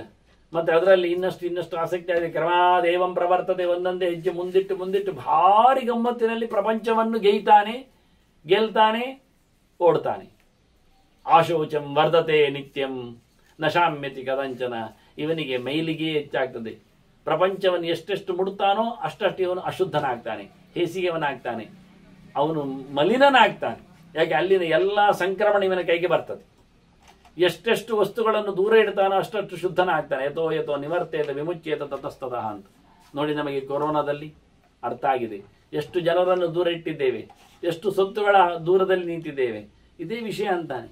ಇದು ದೇವರು ಸಿಗುವುದಿಲ್ಲ ಅವನಿಗೆ, ಇದರಿಂದ ಹಾಳಾಗ್ತಾನವನು. ಯಾವ ಕಾಲದಲ್ಲಿಯೂ ಮತ್ತೆ ಅವನು ಸಮನಾಗಲಿಕ್ಕೆ ಬರುವುದಿಲ್ಲ. ವಿಷಯಗಳ ಜೊತೆಯಲ್ಲಿ ಕೂತವನಿಗೆ ವಿಷಯಗಳು ನೊಣಗಳ ಹಾಗೆ ಇವನನ್ನು ನುಂಗ್ತಾವೆ, ಎಳಿತಾವೆ. ಹಾಗಾಗಿ ಹೆಚ್ಚಿನ ಅಂಶ ಆ ಆಹಾರ ಪದಾರ್ಥಗಳು ರುಚಿಯಾಗ್ಲಿಕ್ಕೆ ಕಾರಣ ಈ ನೊಣಗಳು ಎಲ್ಲಿ ಹೋಗಿ ಒಂದು ಕೂತದ್ದರ ಸಂಪರ್ಕದ ಒಂದು ವ್ಯವಸ್ಥೆಯಲ್ಲಿ ಅಲ್ಲಿ ಯಾವುದೋ ಒಂದು ಬ್ಯಾಕ್ಟೀರಿಯಾಸ್ ಆಗ್ತದೆ, ಅದು ಇವನನ್ನು ಅಡಿಕ್ಟ್ ಆಗ್ತದೆ, ಎಳೀತದೆ ಒಂದು ರೀತಿಯಿಂದ. ಆದ್ರಿಂದ ಇವನಿಗೆ ವಿಷಯೇ ಅನ್ವಿತಸ್ಯಾಸ್ಯ ಮೋಕ್ಷವಾಂಚ ನ ಜಾಯತೆ. ಒಂದ್ಸರ್ತಿ ತಿನ್ಲಿಕ್ಕೆ ಪ್ರಪಂಚದಲ್ಲಿ ಆಸೆ ಪಟ್ಟು ತಿರುಗಲಿಕ್ಕೆ ಶುರು ಮಾಡಿದವನಿಗೆ ಮತ್ತೆ ಇಲ್ಲಿ ಹೊರಗೋಗುವ ಅಂತ ಕಾಣುವುದೇ ಇಲ್ಲ, ಬಿಡುಗಡೆಯನ್ನು ಬೇಡುವುದೇ ಇಲ್ಲವ. ಇಲ್ಲೇ ಗಮ್ಮತ್ತುಂಟಲ್ಲ ಮಾರ್ರೆ, ತಿನ್ಲಿಕ್ಕೆ ಸಿಗ್ತದಲ್ಲ ಹೇಳ್ತಾನೆ. ಮತ್ತೆ ಸೋತ್ರೆ ಇಂಜೆಕ್ಷನ್ ಕೊಡ್ತಾರೆ, ಎದ್ದು ನಿಲ್ಲಿಸ್ತಾರೆ, ಗಬಕ್ಕೆ ಮತ್ತೆ ಅವನ ತಿನ್ಲಿಕ್ಕೆ ಕೊಡ್ತಾರೆ. ಒಂದು ವಾರ ಆಸ್ಪತ್ರೆಯಲ್ಲಿ ಇರೋದಪ್ಪ, ಮತ್ತೆ 3 ವಾರ ಮನೆಯಲ್ಲಿ ಇರ್ಲಿಕ್ಕೆ ಬರುದಿಲ್ವಾ ಅಂತಾನೆ. ಮತ್ತೆ ನೋಡಿ, ಅದರಲ್ಲಿ ಒಂದು ರೀತಿಯಿಂದ ಕಮಿಟ್ಮೆಂಟ್ಸ್. ಪರವಾಗಿಲ್ಲ, 20 ದಿವಸ ಆಸ್ಪತ್ರೆಯಲ್ಲಿ, ಮತ್ತೆ 10 ದಿವಸ ಮನೆಯಲ್ಲಿ ಗೌಜಿ ಮಾಡ್ಬೋದಲ್ಲ ಅಂತಾನೆ. ಮತ್ತೆ ಹೆಚ್ಚು ಕಮ್ಮಿ ಆದ್ರು, ಆಚೆ ಈಚೆ ಆದ್ರೂ ಅವನಿಗೇನು ಪರವಾಗಿಲ್ಲ. 3 ವಾರ ಅಲ್ಲಾದ್ರೂ ತೊಂದರೆ ಇಲ್ಲ, 1 ವಾರ ಇಲ್ಲಿ ಆದ್ರೂ ತೊಂದರೆ ಇಲ್ಲ. ಹೀಗಾಗಿ ಮನುಷ್ಯ ಮತ್ತೆ ಬೇಕಾದಷ್ಟು ಫ್ರೀ ಕೊಡ್ತಾರೆ. ಎಲ್ಲಿಯೂ ಆಸ್ಪತ್ರೆಯಲ್ಲಿ ಮದ್ದು ಫ್ರೀ ಕೊಡ್ತಾರೆ, ಅವರ ಗ್ರಾಚಾರ ಪರಿಹಾರ ಆಗ್ಲಿಕ್ಕೆ. ಅದು ಯಾರದ್ದು ಉಳಿದದ್ದನ್ನಾದ್ರೂ ಕೊಟ್ಟು ಸಾಯಿಸ್ತಾರೆ. ಹೀಗಾಗಿ ಯಾರ ವ್ಯಕ್ತಿಗೆ ಯಾವತ್ತೂ ಸಹ ಇಲ್ಲಿಂದ ಹೋಗುವ ಅಂತ ಕಾಣುವುದಿಲ್ಲ. ಸಂಸಾರೇ ಚರತಿರ್ಭವೇತ್. ಇಲ್ಲಿ ತಿರುಗುವುದರಲ್ಲಿ ಗಮ್ಮತ್ತವನಿಗೆ, ಇಲ್ಲಿ ನೋಡ್ಲಿಕ್ಕೆಲ್ಲ ಸಿಗ್ತದೆ, ಎಲ್ಲರೂ ಬರ್ತಾರೆ ಅಂತೇಳಿ. ತಸ್ಯ ಮಿಥ್ಯಂ ಅವನಿಯ ತಸ್ಯ ನಿತ್ಯಂ ಅವಿಜ್ಞಾನಾತ್, ದೇವರ ಎಚ್ಚರ ಆಗದೇ ಇರೋದ್ರಿಂದ ಆತ್ಮಾಚೈವನ ಸಿದ್ಧತಿ, ದೇವರು ಕೈಗೆ ಬರುವುದಿಲ್ಲ. ದೇವರ ಶಾಸ್ತ್ರ ಓದಲಿಲ್ಲ, ಅದರ ಬಗ್ಗೆ ಅವನಿಗೆ ಪರಿಜ್ಞಾನ ಇಲ್ಲ, ವಿಷ್ಣುವನ್ನು ತಿಳ್ಕೊಳ್ಳಿಲ್ಲ, ಅವನು ದೇವರಡೆಗೆ ಸಾಗುವುದಿಲ್ಲ. ಇಲ್ಲಿಗೆ ಮತ್ತೆ ಹಾಗಾಗಿ ಅದು ಗೊತ್ತಾಗುವುದಿಲ್ಲ. ಉನ್ಮತ್ತ ವೃತ್ತಿರ ಭವತಿ ಕರ್ಮಾದೇವಂ ಪ್ರವರ್ತದೆ. ಹುಚ್ಚನಂತೆ ಇರ್ತಾನಂತೆ, ಗಮ್ಮತ್ ಮಾಡ್ತಾ ಇರ್ತಾನೆ, ಎಲ್ಲೆಲ್ಲಿಯೂ ತಿರುಗ್ತಾನೆ, ಏನೇನೋ ಮಾಡ್ತಾನೆ. ಲೋಕದ ಹುಚ್ಚವನಿಗೆ ಹಿಡಿದಿದೆ, ಲೋಕದಲ್ಲಿ ಬೆಲ್ಲುತ್ತಾನೆ, ತಿರುಗ್ತಾ ಇರ್ತಾನೆ, ಪ್ರಯೋಜನ ಇಲ್ಲದ ವ್ಯಕ್ತಿಯಾಗಿ ಹೋಗ್ತಾನೆ. ಅವನಿಗೆ ಎಂದೂ ಸಹ ಯಾವುದೇ ರೀತಿಯಾದ ಶಾಂತಿ ಸಮಾಧಾನ ಇಲ್ಲ. ಆ ರೀತಿಯಾಗಿ ಹೇತ್ವಾಭಾಸೇಶು ಸಂಲೀನಃ, ಇಲ್ಲಿ ಕಾಣುವುದು ನಿಜವಾಗಿ ಸರಿಯಲ್ಲತ್ತು. ಆದ್ರೆ ಹೇಳ್ತಾರೆ ನೋಡಿ, ಸಿಗರೇಟ್ ಈಸ್ ಇಂಜುರಿಯಸ್ ಅಂತ ಬರೀತಾರೆ, ಆದ್ರೆ ಎಳಿತಾನೆ ಎಳಿತಾನೆ ಎಳಿತಾನೆ. ಯಾಕೆ ಅದು ಎಳಿತದ ಅವನ. ಹಾಗೆ ಕುಡಿಬಾರದು ಅಂತ ಹೇಳ್ತಾರೆ, ತಸ್ಮಾನ್ ಮದ್ಯನ್ನೈವ ಪಯ್ಯನ್ನ ಪೇಯಂ, ಆದ್ರೆ ಕುಡಿತಾನೆ ಕುಡಿತಾನೆ ಕುಡಿತಾನೆ. ಯಾವುದನ್ನು ಮಾಡಬಾರ್ದು ಅಂತ ಹೇಳ್ತಾರೋ ಮಕ್ಕಳು ಅದನ್ನೇ ಮಾಡುವುದು ಸಮ. ಯಾಕೆ? ಮಕ್ಕಳ ಬುದ್ಧಿ ಅದು, ತಲೆ ಸರಿ ಇಲ್ಲದ್ದು, ಮೆಚೂರ್ ಆಗಲಿಲ್ಲ. ಹಾಗಾಗಿ ನೀನಲ್ಲಿ ಹೋಗಬೇಡ, ನೀರಿನಲ್ಲಿ ಜಾರ್ತದೆ ಬೀಳ್ತದೆ, ಓಡ್ತಾರೆ ಬೀಳ್ತಾರೆ ಜಾರ್ತಾರೆ. ಹಾಗೆ ಮನುಷ್ಯನಿಗೆ ಕುಡಿಬಾರದು, ತಿನ್ನಬಾರ್ದು, ನೋಡಬಾರ್ದು, ಸೆಳಿಬಾರ್ದು ಹೇಳಿದ್ರೆ ಅದನ್ನೇ ಮಾಡ್ತಾನೆ. ಯಾಕೆ? ಅವನು ಬಾಲಿಶ ಬುದ್ಧಿ, ಅವ ಚೈಲ್ಡಿಶ್, ಬುದ್ಧಿಶೂನ್ಯ, ಹುಚ್ಚ. ಅದನ್ನೇ ಉಲ್ಲೇಖ ಮಾಡಿದರು ಅವರು. ಅದೇ ರೀತಿಯಾಗಿ ನಿತ್ಯ ಇರ್ತಾನೆ, ಯಾವತ್ತು ಮಾಡಿದ್ದು ಸಹ ಯಾವುದನ್ನು ಹೇಳುವುದಿಲ್ಲ. ಸ್ತೌತಿ ವೈಷಯಿಕ ಅನುಗುಣ. ಯಾರಾದ್ರೂ ಕೇಳಿದ್ರೆ ನಿಮಗೆ ಗೊತ್ತಿಲ್ಲ ಮಾರ, ಒಮ್ಮೆ ತಿಂದು ನೋಡಿ, ನೀವು ಕುಡಿದು ನೋಡಿ, ಹೇಳಿದ್ದು ನೋಡಿ, ಖುಷಿ ಉಂಟು ಹೇಳ್ತಾನೆ ಮರಲ. ಇನ್ನೊಬ್ಬರೆದುರು ಅದನ್ನು ತನ್ನನ್ನು ಗುಣಗಾನ ಮಾಡ್ತಾನೆ. ಹುಚ್ಚುತನವನ್ನು, ಹುಂಬತನವನ್ನು, ಹಾಳುತನವನ್ನು, ಹೇಸಿಗೆತನವನ್ನು ಪ್ರೈಸ್ ಮಾಡ್ತಾನೆ. ಅಷ್ಟು ಹೇಸಿಗೆ ಆಗಿದ್ದಾನೆ ಇವ. ಯಾವುದನ್ನು ನಂಬಬೇಕು, ಯಾವುದನ್ನು ಒಪ್ಪಬೇಕು, ಯಾವುದನ್ನು ಬಿಡಬೇಕು, ಯಾವುದನ್ನು ಕೇಳಬೇಕು ಗೊತ್ತಿಲ್ಲ ಅವನಿಗೆ. ನ ಶಾಸ್ತ್ರಾಣಿ ಶೃಣೋತ್ಯೇವ, ನಿಮ್ಮ ಮಾತುಗಳು ಕಿವಿಗೆ ಹಾಕೊಳ್ಳೋದೇ ಇಲ್ಲ. ನಾನದರ್ಪ ಸಮನ್ವಿತ, ಅವನಿಗೆ ಬೂಟು, ಅವನಿಗೆ ಅಹಂಕಾರ. ಮತ್ತು ಅವನ ಕೈಯಲ್ಲಿ ಪ್ರಮಾಣ ಉಂಟು ಹೇಳ್ತಾನೆ. ಎಂತ ಕರ್ಮಕ್ಕೆ ಕೇಳುದು ಮಾರೇರೆ, ಉಪಯೋಗ ಇಲ್ಲದ್ದು ಅವನೊಂದು ಪ್ರಮಾಣ ಹೇಳ್ತಾನೆ, ಅವನೊಂದು ತರ್ಕ ಮಾತಾಡ್ತಾನೆ, ಅವನಲ್ಲಿ ವಿಷಯ ಉಂಟು. ನಮ್ಮ ಅಜ್ಜ ಎಲ್ಲ ಹೀಗೆ ಬದುಕಿದ್ದು ಮತ್ತೆ ಶುರು ಮಾಡ್ತಾನೆ, ಅಲ್ಲಿ ಆಯ್ತಲ್ಲ. ಸ್ವತಃ ಸಿದ್ಧಂ ನಭೋಗಸ್ತಂ, ದೇವರು ಕೊಟ್ಟ ಆಸ್ತಿ ಮಾರಾಯ, ನೀನು ತಿಂತಾ ಇರೋದು ಹೇಳಿದ್ರೆ ಹೋಗಿರಿ, ನಾನು ದುಡಿದದ್ದು ಹೇಳ್ತಾನೆ. ನಿನ್ನ ಕೈಕಾಲು ಸುಖ ದೇವರು ಕೊಟ್ಟದ್ದು ಅಲ್ಲವ, ನಾನು ಪ್ರತಿನಿತ್ಯ ಚವನ ಪ್ರಾಶ ತಿಂತೇನೆ ಅಂತಾನೆ. ಮರಲ ಎಂತ ಮಾಡುವ ಇಂಥವರಿಗೆ. ಸ್ವತಃ ಸಿದ್ಧಂ ನವೇತ್ತಿಚ, ದೇವರಿಂದಾಗಿ ಬರುವುದು ಎನ್ನುವ ಎಚ್ಚರವೇ ಅವನಲ್ಲಿ ಇಲ್ಲ. ಯಾವುದಕ್ಕೂ ತನ್ನ ಭೌತವಾದ ಕಾರಣಗಳನ್ನೇ ಹೇಳಿ ಬದುಕು ಸಮನ್ವಯ ಮಾಡ್ತಾನೆ. ಚಿದ್ರೂಪ ಧಾರಣಂಚೈವ ದಿದ್ರೂಪ ಧಾರಣನ್ನೈವ ಪರಸ್ಪಷ್ಟಂ ಅಥಾವ್ಯಯಂ, ಕಳೆದು ಹೋಗದ, ವಿಕಾರಗೊಳ್ಳದ, ಪರಮೋಚ್ಚವಾದ ಜ್ಞಾನಸ್ವರೂಪನಾದ ಭಗವಂತನ ಬಗ್ಗೆ ಅವನಿಗೆ ಅಪ್ರಾಕೃತನ ಬಗ್ಗೆ ಎಚ್ಚರವೇ ಆಗುವುದಿಲ್ಲ. ಎತ್ತರತನವನ್ನು ಅವತ್ತು ಮುಟ್ಟುವ ಕಥೆಯೇ ಇಲ್ಲ. ಹೀಗಾಗಿ ನಾನಾ ಯೋನಿಗತಸ್ತೇನ ಭ್ರಾಮ್ಯಮಾಣ ಸ್ವಕರ್ಮಭಿಹಿ, ತಾನು ಮಾಡಿರತಕ್ಕಂಥ ಕೆಟ್ಟ ಕೆಲಸಗಳಿಂದ ವಿರುದ್ಧವಾದ ವಿಶಿಷ್ಟವಾದ ಏನೇನೋ ಒಂದು ಪ್ರಾಣಿ ಜನ್ಮಗಳಲ್ಲಿ, ಮರಮಟ್ಟು ಜನ್ಮಗಳಲ್ಲಿ, ಪಕ್ಷಿಕೀಟ ಜನ್ಮಗಳಲ್ಲಿ ಬರ್ತಾನೆ, ತಿರುಗ್ತಾನೆ, ಹೋಗ್ತಾನೆ, ಇರ್ತಾನೆ. ಇಷ್ಟೇ ಮಾಡುವುದವ, ಮತ್ತೇನು ಮಾಡುವುದಿಲ್ಲ. ತೀರ್ಣ ಸಾರಂ ನ ಜಾನಾತಿ, ದಾಟುವುದೇಗೆ ಎನ್ನುವುದನ್ನು ತಿಳ್ಕೊಳ್ಳುವುದಿಲ್ಲ. ಯಾರನ್ನೂ ಸಹ ದಾಟಿದವರ ಬಗ್ಗೆ ಎಚ್ಚರವನ್ನು ಕಾಣುವುದಿಲ್ಲ. ತಿನ್ನ ಪಾರನ್ನ ಜಾನಾತಿ, ಅಂತಹ ಶಾಸ್ತ್ರದ ಮಾತುಗಳನ್ನು ಕೇಳುವುದಿಲ್ಲ. ಮಹಾಮೋಹಸನ್ವಿತ, ಬಟ್ಟೆ ಮಂಡೆ ಹಾಳಾಗಿದೆ ಅಷ್ಟೇ ಹೇಳ್ಬೋದು. ಶುದ್ಧವಾದ ಅಜ್ಞಾನ, ಪರಿಪೂರ್ಣವಾದ ಎಚ್ಚರಗೇಡಿತನ. ಇದರಿಂದಾಗಿ ಅವನು ಯಾವತ್ತೂ ಸಹ ಹತ್ತಿರ ಹೋಗುವುದೇ ಇಲ್ಲ. ಮತ್ತು ಗುರುಗಳ ಬಗ್ಗೆ ಗೊತ್ತೇ ಇಲ್ಲ ಅವನಿಗೆ. ಆಚಾರ್ಯ ಸಂಶ್ರಯಾದ್ ವಿದ್ವಾನ್ ವಿನಯಂ ಸಮುಪಾಗತಃ, ನಿಜವಾಗಿ ಗುರುಗಳ ಹತ್ತಿರ ಹೋದರೆ, ಅವರ ಹತ್ರ ಕೇಳಿಕೊಂಡರೆ, ಕುಳಿತು ಬಿಟ್ಟರೆ, ಅವರು ಹೇಳಿದ್ದನ್ನು ಚೆನ್ನಾಗಿ ಅರ್ಥ ಮಾಡಿಕೊಂಡರೆ ಉದ್ಧಾರ ಆಗ್ತಾನೆ. ಅನುಕೂಲೇಶು ಧರ್ಮೇಶು ಚಿನೋತಿ ಏನಂ ತದಸತಃ, ಆಚಾರ್ಯ ಅಂದರೆ ಆ ಚಿನೋತಿ ಅಂತ. ಬೇಕಾದಾಗಿ ಎಲ್ಲ ಒಳ್ಳೆಯ ಧರ್ಮಗಳಲ್ಲಿ ಇವನನ್ನು ಅಳವಡಿಸಿಕೊಳ್ಳುವುದರಿಂದ, ಕುಳ್ಳಿರಿಸಿಕೊಳ್ಳುವುದರಿಂದ, ತಿದ್ದುವುದರಿಂದ ಅವನನ್ನು ಆಚಾರ್ಯ ಅಂತ ಕರೀತಾರೆ. ಆಚಾರ್ಯ ಇತಿಜಕ್ಯಾತ ತೇನಾಸು ಅಂತ ಹೇಳಿಕೊಂಡು ಬಲವೃತ್ರಹನ್ ಅಂತ ಕರೀತಾ, ನಿನಗೆ ಗೊತ್ತು ಮಾರಾಯ, ವೃತ್ರಾಸುರನ ಕೊಲ್ಲುವ ಕಥೆಯಲ್ಲಿ ಬಲವನನ್ನು ಬೀಳಿಸುವ ಬದೆಯಲ್ಲಿ ನೀನೆಷ್ಟು ಗುರುಗಳ ಬಗ್ಗೆ ಬೆನ್ನು ಹಿಡಿದಿದ್ದೆ ನಿನಗೆ ಗೊತ್ತು. ಅದನ್ನು ಆಚಾರ್ಯವಾನ್ ಪುರುಷೋ ವೇದ ಅಂತ ಹೇಳಿದಾಗೆ, ಗುರುಗಳು ಸಿಕ್ಕಿದರೆ ಭಗವಂತ ಸಿಗ್ತಾನೆ ಅಂತ ಅರ್ಥ. ಇಲ್ಲ ಆದರೆ ಇಲ್ಲ, ಇದು ಪ್ರಧಾನ ಅಂತಾನೆ. ಮುಖ್ಯವಾಗಿ ನಿಯತೇನೈವ ಸದ್ಭಾವ, ಗುರುಗಳ ಹತ್ತಿರ ಹೋಗಿ ಸಮರ್ಪಣೆಯೊಂದಿಗೆ ನೀತಿ ನಿಯತ್ತಿನಿಂದ ಬದುಕುವುದರಿಂದ ಮಾತ್ರವೇ ದೇವರ ಅರಿವು ಮೂಡುತ್ತದೆ, ಭಗವಂತನ ಮೇಲೆ ಭಕ್ತಿ ಜಾಗೃತವಾಗ್ತದೆ, ಒಳ್ಳೆಯವನಾಗ್ತಾನೆ, ಮೋಕ್ಷವನ್ನು ಪಡೀಲಿಕ್ಕೆ ಆಗ್ತದೆ. ಇಲ್ಲ ಆದರೆ ಇಲ್ಲ. ಇಲ್ಲ ಅಂತಾದರೆ ಅವನು ಎಷ್ಟು ಜನ್ಮಗಳು ಬಂದರೂ ಸೋಲ್ತಾನೆ. ಯಾವ ಜನ್ಮಗಳಲ್ಲಿ ಆದರೂ ಗುರುಪಸಕ್ತಿ ಮಾಡಿದರೆ ಮೇಲಕ್ಕೆ ಬೀಳ್ತಾನೆ. ತೇನ ಜನ್ಮಾಂತರಾದಿಷು ಕರ್ಮ ಸಂಚಯ ತೂಲೌಘಃ ಕ್ಷಿಪ್ಯತೆ ಜ್ಞಾನವಾಯುನ. ತಿಳಿದುಕೊಂಡು ಬಂದರೆ ಎಷ್ಟು ಜನ್ಮದಲ್ಲಿ ಮಾಡಿರತಕ್ಕಂತಹ ತಪ್ಪುಗಳು ಲೋಪಗಳಿದ್ದರೂ ಅದು ಹತ್ತಿಯ ರಾಶಿಗಳು ಒಟ್ಟು ಸೇರಿಕೊಂಡು ಒಂದು ಸಣ್ಣ ಬೆಂಕಿ ಬಿದ್ದಾಗ ಅಥವಾ ಒಂದು ಗಾಳಿ ಬೀಸಿದಾಗ ಎಲ್ಲ ಹಾರಿ ಹೋಗ್ತದೋ ಹಾಗೆ ಇವನ ಜ್ಞಾನ ಎನ್ನತಕ್ಕಂಥ ಗಾಳಿಯಿಂದ ಅವನು ಮಾಡಿಕೊಂಡಿರತಕ್ಕಂಥ ಹಿಂದಿನ ಎಲ್ಲ ತಪ್ಪುಗಳು ಸಹ ನಾಶ ಆಗಲಿಕ್ಕೆ ಉಂಟು. ಹಾಗಾಗಿ ಒಳ್ಳೆ ತಿಳುವಳಿಕೆ ಮೊದಲು ಬೇಕು. ಏವಂ ಯುಕ್ತಸ್ತು ಏವಂ ಯುಕ್ತ ಸಮಾಚಾರ. ಹೀಗೆ ಭಗವಂತನ ವಿಶೇಷವಾದ ಅಂದರೆ ಭಗವಂತನ ವಿಶೇಷವಾದ ಧರ್ಮವನ್ನು ಅವಲಂಬಿಸಿಕೊಂಡರೆ ಸಂಸಾರ ವಿನಿವರ್ತಕ. ಅದು ಇವನ ಮತ್ತೆ ತಿರುಗುವ ಕಥೆಯನ್ನು ಎಳೆದು ಹಾಕ್ತದೆ. ಅನುಕೂಲ ವೃತ್ತಿ ಸತತಂ ಚಿರತ್ಯೇವ ಭೃಗುರ್ಯತ.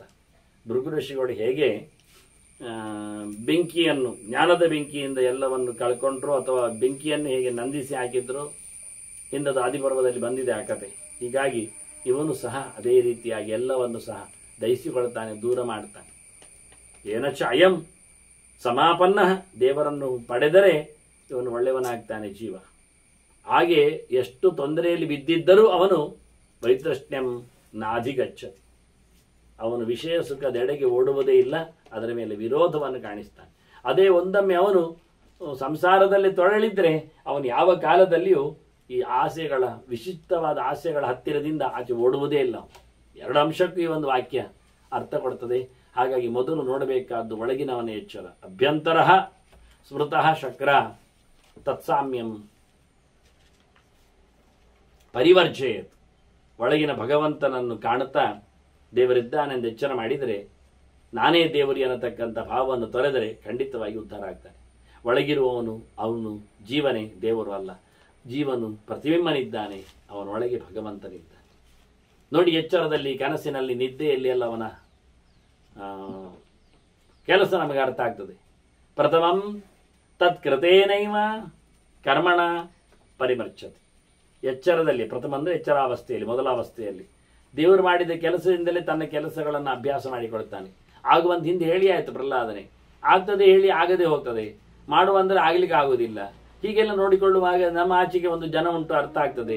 ನಾವು ಪಾಯಸ ತಿನ್ನುವವರು ನಾಲಿಗೆ ಕಚ್ಚಿಕೊಳ್ಳುವುದಿಲ್ಲ ಹಾಗೆ ಅಂತ ಹೇಳಿಕೊಂಡಿದ್ದು. ಹಾಗಾಗಿ ಇದರಂತೆ ಎರಡನೇ ಅಂಶದಲ್ಲಿಯೂ ಹಾಗೆ ದ್ವಿತೀಯಂ ಸ್ವಪ್ನ ಮೇನಂಚ ಸ್ವಪ್ನಯೋಗಂಚ ಕರ್ಮಣ. ನಮಗೆ ಕಾಣುವಂಥದ್ದು ಯಾರಿಂದ? ಬಿದ್ದುಕೊಂಡದ್ದು ನಾವು. ಹಾಗಾಗಿ ಸ್ವಪ್ನದಲ್ಲಿಯೂ ಭಗವಂತನ ಸಂಪರ್ಕವನ್ನು ಅರ್ಥ ಮಾಡಿಕೊಳ್ತಾನೆ. ಪರಿಗಚ್ಚತಿ ಏತೈ ರಕ್ಷೈ ಸಮಾಪನ್ನ ಪ್ರತ್ಯಕ್ಷೋಸೋ ಸಮಾಸ್ಥಿತ. ಮತ್ತೆ ಕೊನೆಗೆ ಸುಷುಪ್ತ್ಯಾಖ್ಯ ತುರೀಯಸೌ. ಎರಡು ಜಾಗ್ರತ್ ಸ್ವಪ್ನಗಳಲ್ಲಿ ಆದಂತಹ ಭಗವಂತನ ಎಚ್ಚರದಿಂದಾಗಿ ತನ್ನ ಕರ್ಮ ಅಲ್ಲಿ ಸ್ವಾಯತ್ತವಾಗಿ ಇಲ್ಲ ಎನ್ನುವುದನ್ನು ತಿಳ್ಕೊಂಡವ ಸುಷುಪ್ತಿಯಲ್ಲಿ, ನಿದ್ದೆಯಲ್ಲಿಯೂ ಸಹ ಸಂಪೂರ್ಣವಾಗಿ ಭಗವಂತನ ಕಥೆಯನ್ನು ಅರ್ಥ ಮಾಡಿಕೊಳ್ತಾನೆ. ಹೀಗೆ ಎಲ್ಲ ಕಡೆಯಲ್ಲಿಯೂ ಸಹ ದೇವರ ಅಸ್ತಿತ್ವವನ್ನು ಮಾಡಿಕೊಂಡಾಗ ಏನು ತಪ್ಪಿಲ್ಲದೆ ಅದು ಹ್ಯಾವರಣ ಅಸ್ತಿತ್ವತಃ ಅಂತಾರೆ.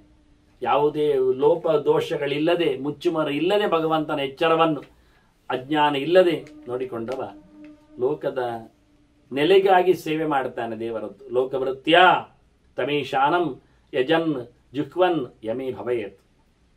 ಒಳ್ಳೆ ತಪಸ್ವಿಯಾಗಿದ್ದುಕೊಂಡು ಯಜ್ಞಗಳ ಯಾಗಗಳನ್ನು ಮಾಡುತ್ತಾ, ದಾನ ದಕ್ಷಿಣೆಗಳನ್ನು ಕೊಡುತ್ತಾ, ಭಗವಂತನನ್ನು ಮೆಚ್ಚಿಗೆಗೊಳಿಸ್ತಾ ಕರ್ಮವನ್ನು ನಡೆಸ್ತಾನೆ ಲೋಕದಲ್ಲಿ.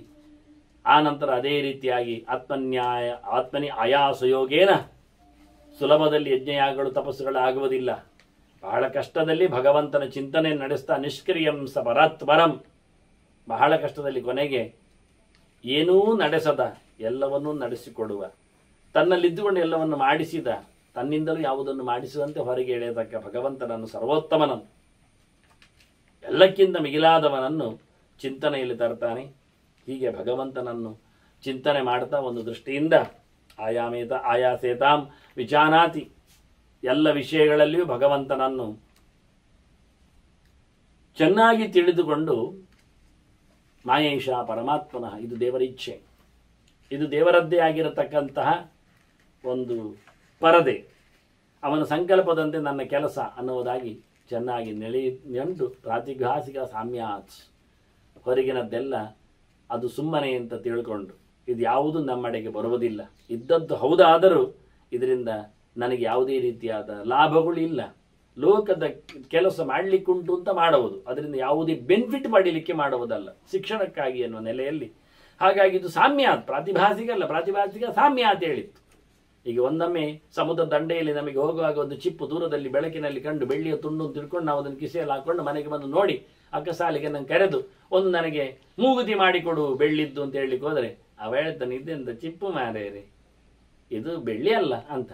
ಹೌದಾ, ಸರಿ ನೋಡಿ, ಸರಿ ನೋಡಿದ್ವಿ. ಮತ್ತು ಬೆಳ್ಳಿ ಬಿಸಿಲಿಗಿಟ್ಟಾಗ ಹೊಳಿತದೆ, ಒಳಗೆ ತಂದಾಗ ಕರಟಿ ಇರ್ತದೆ.